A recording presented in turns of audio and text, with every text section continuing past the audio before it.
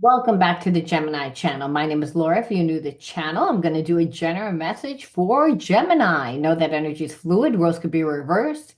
Interpret the message as it best resonates. Also know on this channel and all my channels, I like to dive deep within the reading. So I do look at everything, but we take a lot more time to look at the spiritual blocks, the shadows, see how they play it as karmic themes to help you understand why your person is doing what they're doing, why you're attracting that person into your life, what you need to do to shape shift the energy. There's many different realities that play out at one time. Your level of consciousness depends on your core beliefs. Core beliefs are created through the experiences that we live and the environments that we live in. So when we live in imbalanced environments, we tend to be very narrow-minded and rigid. And so our habits and our behaviorisms are going to be in alignment with that. You're going to see people that have very rigid beliefs tend to be very controlling.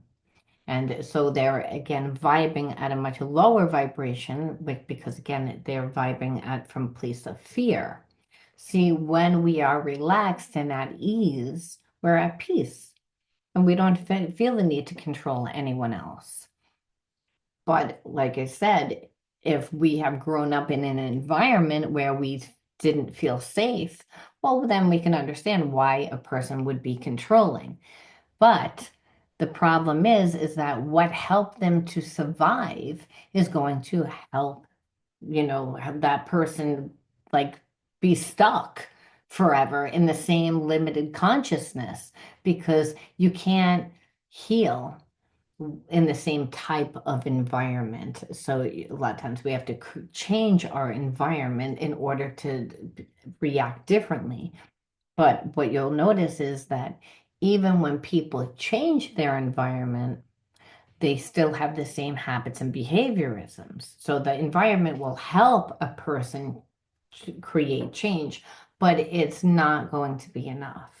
So understanding like what you do and why you do it is important. It's cognitive therapy. It's understanding, like I said, what your core beliefs are, what the self-sabotaging behavior is. I mean, there's always consequences, right? The thoughts that we think can keep us ruminating, the feelings that we have can keep us again stuck, especially when we're feeling grief or when we're feeling again betrayal. We could get stuck in being angry. So again, being able to understand why things happen allows you to incorporate new habits, new behaviorisms, and shape shift the energy. And that's really important when you're dealing with a karmic mate. One person that's really selfish and stubborn and you know, a lot of times we don't even want to be connected to that person anymore. So, in by you healing yourself and evolving, you actually can actually shift your energy so much that you break that karmic cord, and that karmic cord is, one that we tend to associate with love. But if the person's toxic, it's, then it becomes more draining than anything else, right? So if you're connected to someone that has a lot of anxiety, then you can feel their anxiety. So you don't want that. You don't want to feel what they feel. And people are responsible for their own feelings and their own emotions. But like being conscious means disconnecting from that person. A lot of people don't know how to do it. You can do it once you change your perception of the situation, once you integrate the spiritual lesson, and then actually transmute that negative energy because you evolve into a different person altogether. Now, I don't know why I just said what I said again. Spirit always starts the readings the way that it wants to. So there's usually a nugget of information in that little bit of channel that we're going to see play out somehow within the reading because everything means something. That's how it works in the psychic realm. The psychic realm is the intuitive realm. It doesn't logically make sense. It's more felt. All right, so let's see what the word of the video is. It's hostility, hostility. So when we're saying the underlining energy tells us why everyone does what they do. So I feel like that um, your person is in separation from you, and it's like I feel that they have a lot of hostility because they can't control the situation. They can't control the situation that they're in, and they can't control what you do. So again, there's a sense of this person doesn't know what's going on. So because they don't know what's going on in your life and you haven't talked to them, you haven't given them any energy, they don't really know how to approach this situation, is what I'm feeling. So they have hostility because really they have a lot of anxiety. So anxiety a lot of times can look like anger when it's really just that the person's so overstimulated that it just doesn't feel good. Too much thought, too much emotion creates overstimulation. So you can't think logically and analytically when you're in that state. You can only live intuitively when you, again, are in that state. And but the thing is, if you we're in a place of survival, then your reactions and your behaviorisms are going to be in alignment with that, with survival, and that's not going to be good for a relationship. Relationship, we have to be transparent. We have to live our truth, be our truth, like which means don't wear masks. Live authentically, live in alignment with the laws of God, the laws of love, the laws of nature, the laws of the universe, because they're all the same thing. So it's that when you come from this place of at ease, it's without disease, and it's when we're again open to receiving that divine guidance. This person that you're connected to can't feel anything because they're angry. And if they are angry because they can't control their situation. And I feel like they don't know how to play this. So it's creating overstimulation. So you're not really seeing them do anything, is that why what the underlining energy is, and you're seeing it because they're overstimulated. Okay. So when you were dealing with this person, it's again, they sacrifice too much of their time and energy to other people. So it meant that that was no time energy for you again, and they were like again played the savior. I believe that this person actually wanted you to save them a little bit while they saved other people, which is what normally happens when you're in a connection with someone that it has codependent behaviors. If they're giving too much to their mother, their father, their sister, again, other people, but they're in a relationship, then they always treat that relationship as like the secondary person, like the person that's sitting in the back seat. So it's almost like the person that you're connected to, I feel like was overly dependent on like their mother or their father, or again, somebody in their family, and they were the savior. But in that, they sacrifice too much of their energy. And I also understand when a person doesn't feel good about themselves, to actually be in the energy of savior makes them actually feel better about themselves because they're like saying, like on an unconscious level, I'm not creating myself because I'm like helping out. I'm the savior. So again, utilizing my time, my energy for the better good of others. But understand people tend to like do that. They can do that for a limited amount of time. And you would know that maybe modernism would be like a good thing if it was very temporary and it was for a good cause. But to the point that this person is like the savior and the martyr, well, it's that they're doing it all the time. They didn't own their life. Their life belonged to other people. They were emotionally manipulated. They were the savior of the family. Then they got out of that environment and continued that behaviorism of, again, being the savior, of being, again, the martyr. But the problem is that that's not comfortable energy to be in all the time because we all have an ego part of self, and the ego part of self is dust part of self that makes us perceive that we are our life experiences. So this person is never creating anything for themselves. They're always giving their energy away, which means that in order for them to sustain that energy, there has to be addictions. There has to be other things that are creating that dopamine, enough dopamine for this person to like function again, but it's a false sense of almost like that they want to be seen as perfect. Now, this person feels really, really, really flawed.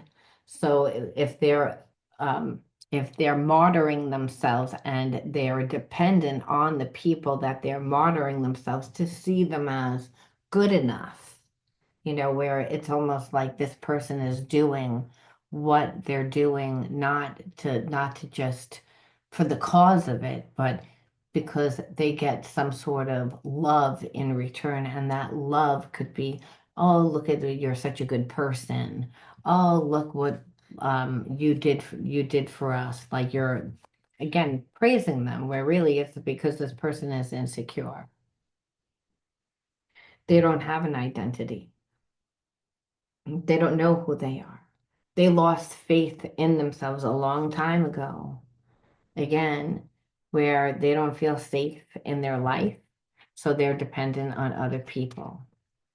And that's when a person has lived from a very low consciousness, where I feel like this person did, again, at one time they were in a relationship. The relationship has not worked out. They're haunted from those experiences of the past where their relationships didn't work out, their relationship that people betrayed them. So what happened is that this person wound up like creating a small circle of people that they became very like close knit with, almost like a family too. And they got their emotional needs kind of met through that way, and then fragmented relationships.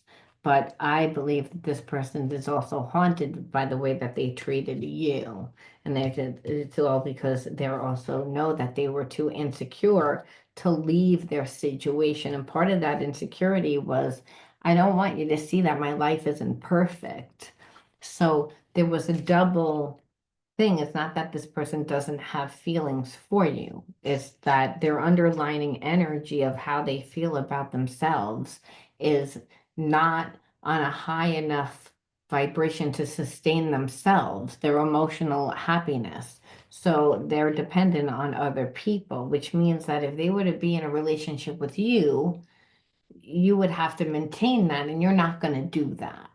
So to if let you into their life, they see that, that's not going to be, and also they've haunted from past relationships that didn't work out, which is how, again, this mother or father or karmic or whoever it is, it could be friends, it could be working, it's people that they relied too much on, where they became codependent. They became the fixer, the helper, the doer. But this person's like the unhealed healer, giving too much of their time and energy away, but they haven't healed themselves. They're avoiding what they need to heal inside of themselves. Instead, they'd rather have the perception of what it looks like, the illusion of what it looks like. And the illusion is that this person's a good person, that they do the right thing, that they're perfect, but there is no perfect.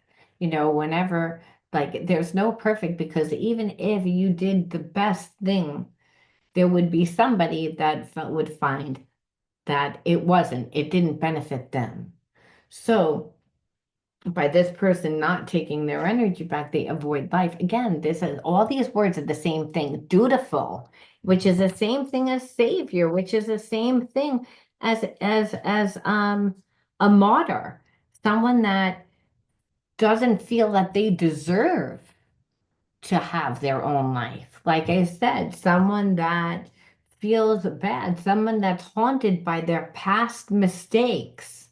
And I believe that the environment that this person is in is what's doing that to them. It's making them feel that way. Then for a long time, it's like they were in denial. But the thing is, they're slowly not being able to be in denial anymore. This person is stuck in being sad. They're sad. But what they, what they really need to do is confront their issues and become accountable. But instead, I feel like what they're doing is they're isolating. So when you were you may feel like you're being ignored, but it's not that you're being ignored, it's that this person is I feel like they're stuck in a place of grief. They're stuck in a place of, that like feeling that they should do this. So what they do is they withdraw and they withdraw, and that's why you feel ignored. But it's like this person I feel like is embarrassed to tell you the truth. So it's almost like better for them if they create the illusion that their life is better than what it looks. But the truth of the matter is that they're being abused. So this is what they're doing. So when you were dealing with this person, we see again that they're in hostile mode, but let's look. Again, and there was a lot of anxiety and worry because that you didn't know whether they emotionally would show up for you. So what was happening was it's like they would get manipulated by the people in their environment. So you wound up not trusting them and felt like you were becoming obsessive with what this person was going to do because you couldn't trust them.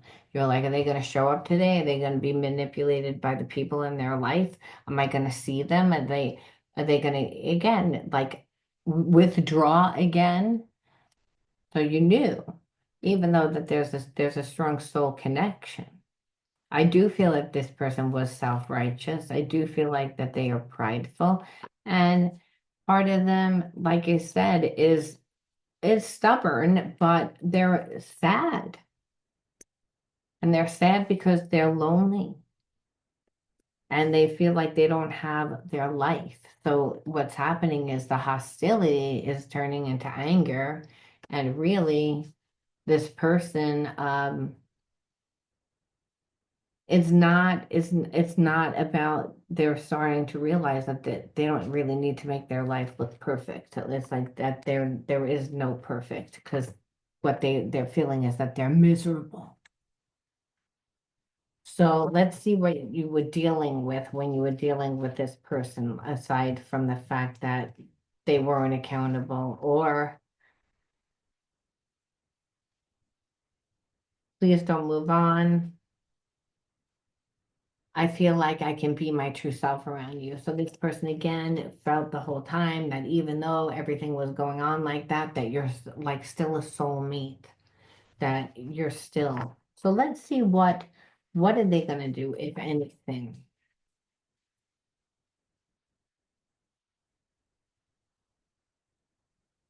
Please forgive me. I'm afraid of commitment. That, well, of course they're afraid of commitment because look at their life. They don't own their own life. And because of their past relationship. So I feel like this person always gets abused. They can still feel you because there's still that spiritual connection. Fights, arguments, conflicts. I feel like there's a part of this person that is afraid of that. You know, you are the love of my life because there still is passion. So obviously you'd be like, so why are you living the way that you're living? There would be fights and arguments because if you love this person, you'd want them to like break away from, again, people that are keeping them stuck in a low vibration, making them feel as if they need to continue to pay for whatever they feel guilted over, that to the point that they are, utilizing all their energy and time and resources of their life for the better good of other people and like not loving themselves enough. So yeah, of course that there would be.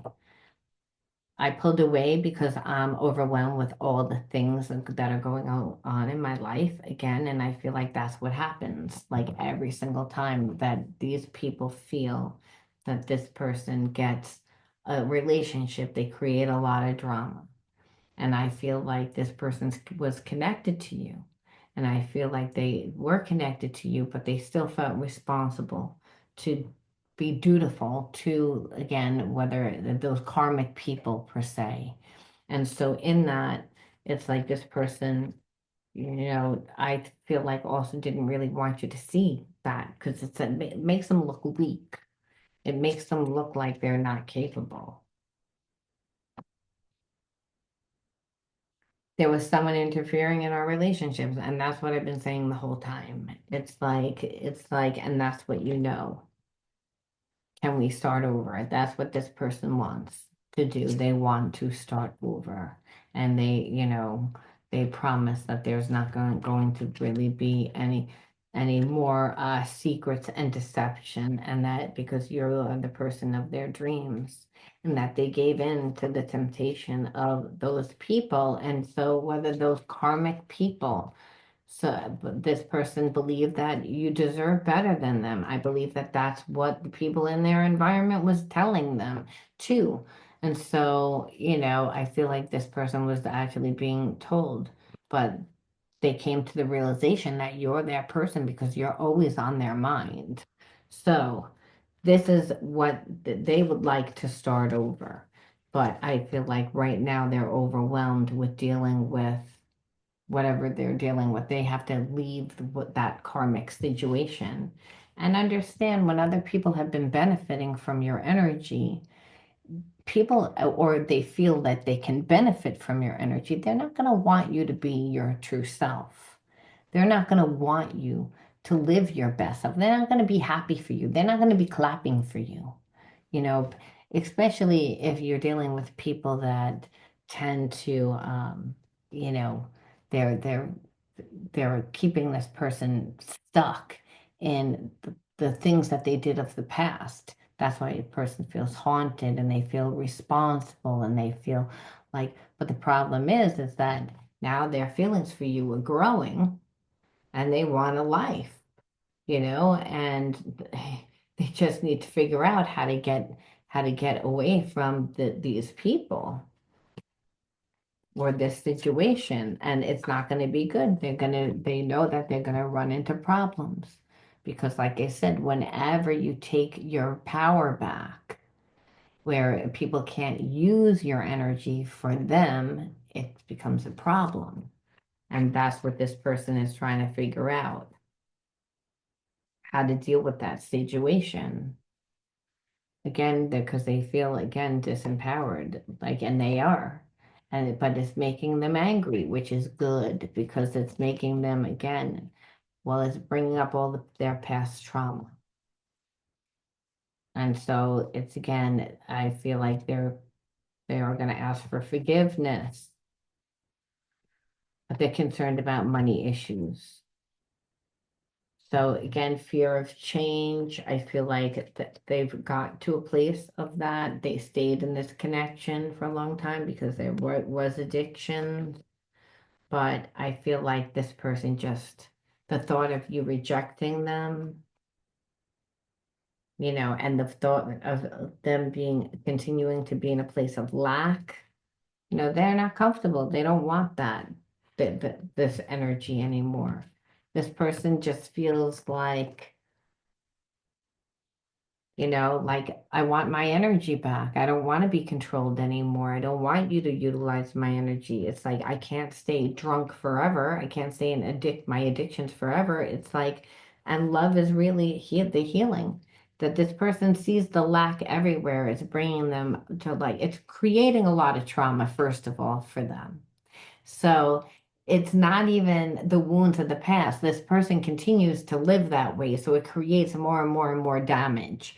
And that's what I feel that they're feeling. And they're just, like I said, the difference between you and this person and these people, well, they don't want to, they would rather put their time and energy towards something that's going to make them feel better. Now, did they know what's going to make them feel better? This is where you have to be careful because it's like this person's in a very low energy. So of course they're going to be looking for love, they're going to be looking for nurturing, there's going to be looking, but this person has been afraid of commitment, and mainly because of their past relationships, whatever they did. So understand, Spirit says, our mission is to be unconditional love. Clearing our programming is a necessary part of opening the heart. So understand that this is a soul connection, but it doesn't mean for you to run into the relationship with them. And that's what I was feeling. It's like, yes, this person is healing and there's the awareness. But again, they're learning, and part of this is clearing the programming that got them into that situation where they were overgiving to people. Because then what happens is they don't want to be in a relationship, because this is the patterns and the behaviorisms is that they go into relationships and they overgive, they overdo, and then what happens is they're disregarded, or they just continue to be abused and drained for their energy. They don't seem to have a life or an identity of their own. So, of course, they're going to not want, to be in a relationship, a commitment, because they're terrified that it's just going to happen again. So, this person doesn't really believe that they can be loved without overgiving and overdoing, because that was the survival mechanism in childhood. But what's happening is it's sabotaging this person. It's again, look, here it is again. This person, don't listen to other people. Trust yourself to know intuition. This person self-sacrifices. They're dutiful. They're a martyr. So they don't listen to themselves. Understand, when there's all that energy, it means that they don't really, they're codependent. They're not strong within themselves. I know that what they might have shown you through the illusion, through looking perfect, because they wouldn't let you into their life. That's why. It's like they feel the chemistry between you, like again, that there's still like the very strong chemistry, and they hope that that chemistry will be the energy that brings you back together again, that you'll still feel that way about them, they hope. Union is an energy, not a physical construct. Even when we aren't together, I feel our energy. We're like, again, like they feel connected to you. Again, you feel like home. You show up in my dreams, and it helps me process buried memories. So again, they are in a place of healing. That's where this relationship is. I'm trying to leave my comfort zone with this issue, but it's again, they haven't left their comfort zone. They're in the process of healing. So they're trying to figure that out. They're trying to, but they do feel like whatever you cleared, that it's helping them to shift too. So maybe you were really angry, and they feel like maybe you're not as angry anymore. They feel like your energy is like shifted, because again, there's that ESP connection. Again, this is a soulmate connection, and this person is again in the process of healing, and they do want to come back. They do want a second chance, but it's again, they're not 100% where they should be or where they want to be in order to be in a healthy, connected relationship. So, but their plan is to come back, and they're hoping that the passion and the chemistry is still there. They're hoping that. Okay, so we have to see, why did you attract this person into your life? Because we see why you came into this person's life, to show them self-love, to show them unconditional love. It's again, and that love is the healing catalyst that is going to get them to stop overgiving to and being so dutiful and self-sacrificing to people in their life, to start loving themselves, to be open to a real relationship, a healthy relationship, one that they are able to still continually grow and evolve on their own. All right, so first card out is suppression. Second card out is oppression. Oh my God, just like same energy. Like goes to like, you're a mirror of whom what comes into your life. So being in relationships where you were suppressed and oppressed. And this card, I hate this card, because this person has their foot on this person's head. So it's like, it's really like keeping them down.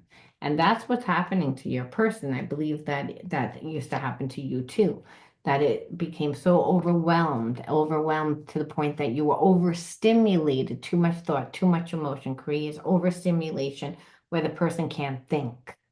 Well, again, you've gone through what this is going through right now. It's like the lies and the secrets, like the lies that again, you're unworthy, you're not good enough, that you should stay like uh in a place of overgiving because you're not worthy, because of what you've done in the past, of staying like, of again, to nurture yourself.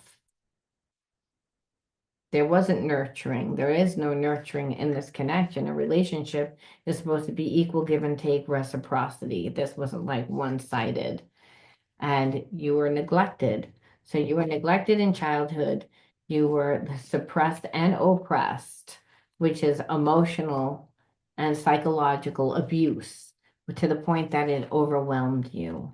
And again, like live the lies and the secrets about yourself, about again, the family that's doing that to you. So you went through the same exact thing as this person. So you know how to nurture yourself.